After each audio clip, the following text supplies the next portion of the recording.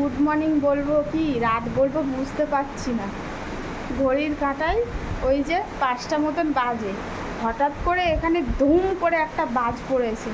মানে কি বলবো বন্ধুরা, এত জোর আওয়াজ হয়েছে, মানে উঠে বসে পড়েছি খাটের মধ্যে। আর ছেলে আমাকে জড়িয়ে ধরেছে, এই দেখো। ও এতটাই ভয় পেয়ে গেছে, ঘুমন্ত ছেলে, মানে আমি বুঝতে পারছি না, মনে হচ্ছে আশেপাশেই কোথাও আওয়াজটা হয়েছে। আর তার সঙ্গেই এলো মুষলধারে বৃষ্টি।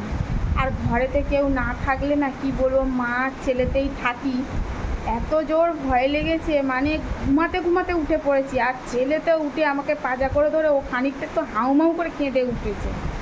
মানে কী যে অবস্থা! এই তো দুদিন বেশ একটু শুকনো ছিল, আবারও আজ থেকে বৃষ্টি শুরু হলো। আর এই ভোরের বেলাতে 5টার সময় এইরকম অবস্থা, মানে এত জোর ভয় লেগেছে, উঠে পড়েছি। আর তোমাদের দাদাভাইকেও ফোন করলাম, জানো এইরকম অবস্থা। তাড়াতাড়ি করে উঠে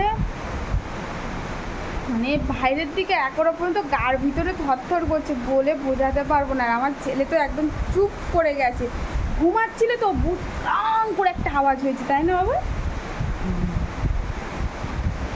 মানে এখনো ওই যে এখনো আওয়াজটা, মানে ফের একবার চমকাচ্ছে, ফের মনে হয় কোথাও কিছু হবে। যাকে বাবা,